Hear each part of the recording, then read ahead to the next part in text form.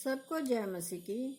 आज हम आपको वीडियो में वचन में सुनाएंगे कि पूर्ण विवाह क्या होता है। कि जब किसी भी स्त्री का पति मर जाता है तो उसे विवाह करने के लिए बहुत से लोग कह देते हैं और बहुत सी स्त्रियां क्या है खुद भी विवाह करना चाहती है।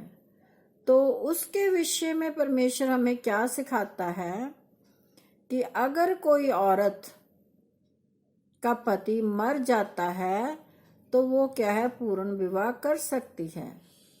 क्योंकि अगर वो यूं ही इधर उधर घूमती रहेगी, व्यभिचार में पड़ जाएगी, तो इससे अच्छा ये है कि वो दोबारा विवाह कर ले। इसकी आज्ञा परमेश्वर देता है।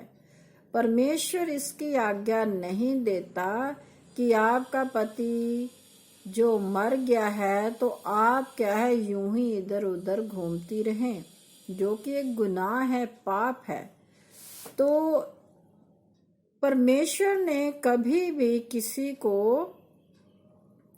ये नहीं कहा कि तू विवाह ना कर। क्योंकि परमेश्वर ने हम बहुत बार कहते हैं, परमेश्वर हमें स्वतंत्र जीवन देता है। जैसा आप जीना चाहते हैं परमेश्वर कहता है कि वैसा जीवन आप जियो।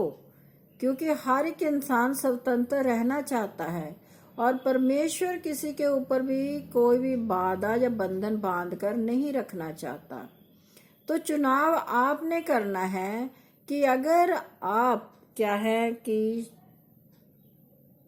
मर्द के बिना नहीं रह सकते, परमेश्वर कहता है, वचन कहता है, तो आप शादी कर लो। इससे क्या है कोई गुनाह नहीं होगा, कोई पाप नहीं होगा। तो पहले हम इसे वचन में सुन लेते हैं। ये क्या है, पहला क्रंथियों है उसका 7 अध्याय का 39 वर्ष से हम पढ़ते हैं। जब तक किसी स्त्री का पति जीवित रहता है तब तक वह उससे बंधी हुई है, परंतु यदि उसका पति मर जाए तो जिससे चाहे विवाह कर सकती है, परंतु केवल प्रभु में। परंतु जैसी है यदि वैसी ही रहे तो मेरे विचार में और भी धन्य है। और मैं समझता हूं कि परमेश्वर का आत्मा मुझ में भी है। यहाँ पर प्रभु यीशु मसीह नहीं, कौन कह रहा है? पौलुस, जो परमेश्वर का सेवक बना, जो पहले शाऊल था, वो लोगों को, वो कुरिन्थियों में गया, वहां की कलीसिया को संबोधित कर रहा है। वहां उसने कुछ देखा होगा, तो इसलिए वो उन लोगों को शिक्षा दे रहा है कि अगर किसी औरत का पति मर जाता है तो वो विवाह कर सकती है। क्योंकि जब तक पति उसका जीवित है तो वो अपने पति के साथ बंधी हुई है। वो अपने पति को छोड़कर किसी दूसरे से संबंध नहीं रख सकती, क्योंकि ये गुनाह है, ये बहुत बड़ा पाप है। इसलिए अगर उसका पति जीवित है तो वो ये गुनाह ना करे, पाप ना करे। ये सख्त आज्ञा है परमेश्वर की कि वो ऐसा कार्य ना करे। हाँ, अगर किसी का पति मर गया है तो फिर वो जिससे चाहे उससे विवाह कर सकती है। कहने का भाव है कि वो किसी से के साथ भी विवाह कर सकती है। लेकिन इस वचन को लोगों ने बहुत उलट बना रखा हुआ है। वो चाहते हैं कि पौलुस लेकिन ये कहता है कि अगर वो विधवा हो गई है तो ऐसे ही रहे, क्योंकि परमेश्वर ये चाहता है कि उसका जीवन पवित्र ही रहे।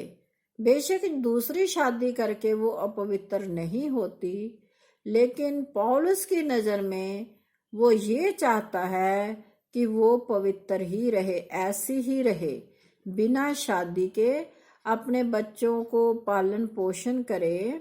वचन में हमने आपको एक वीडियो बनाकर सुनाया था कि ऐसी औरतों को क्या है, या तो शादी कर लेनी चाहिए और अपने बाल बच्चों का पालन पोषण करना चाहिए। अगर किसी बहन को कुछ आता नहीं है, वो सिर्फ अपने पति के ऊपर ही डिपेंड थी, फिर तो उसकी ये मजबूरी हो जाती है। अगर किसी बहन को कोई भी कार्य आता है तो वो उस कार्य के द्वारा अपने बच्चों की देखभाल कर सकती है और अपनी भी, और ना वो किसी पर बोझ भी नहीं बन सकती। जब वो औरत कार्य करेगी तो अपनी और अपने बच्चों की सारी क्या है व्यवस्था कर सकती है। अगर वो व्यवस्था नहीं कर सकती, वो मजबूर है, कोई कार्य उसको आता नहीं है, फिर तो उसकी मजबूरी है, फिर वो चाहे शादी कर ले। तो इसके लिए पौलुस क्या कहते हैं कि अगर वो शादी करना चाहती है तो वो शादी कर सकती है, लेकिन क्या है प्रभु में। अगर वो प्रभु यीशु मसीह में चल रही है तो वो विश्वासी ही इंसान के साथ शादी करे। ये नहीं कि उसका पति विश्वासी था और उसका पति अब मर चुका है तो वो किसी अविश्वासी के साथ शादी कर ले, नहीं, इसकी भी वो आज्ञा नहीं दे रहा। ये पौलुस कह रहा है, हम बार बार कह रहे हैं ये पौलुस के विचार है, परमेश्वर के विचार नहीं है। तो इसके लिए वो क्या कहता है कि वो प्रभु में ही, जो लोग प्रभु में हैं उसी के साथ क्या है वो शादी करे। और आगे लिखा हुआ है, उसे हम पढ़कर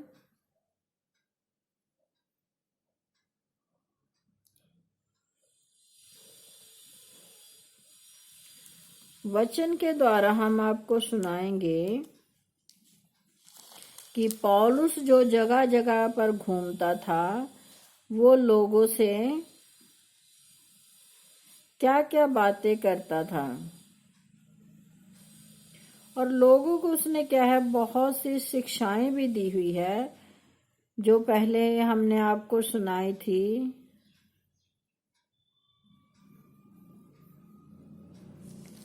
तो यहाँ पर पौलुस ने क्या कहा हुआ है कि तुम लोग परमेश्वर के वचन पर चलते हुए वो कार्य करो जो परमेश्वर तुमसे चाहता है, और तुम्हारा जीवन क्या है व्यभिचार से बाहर होना चाहिए, व्यभिचार में नहीं।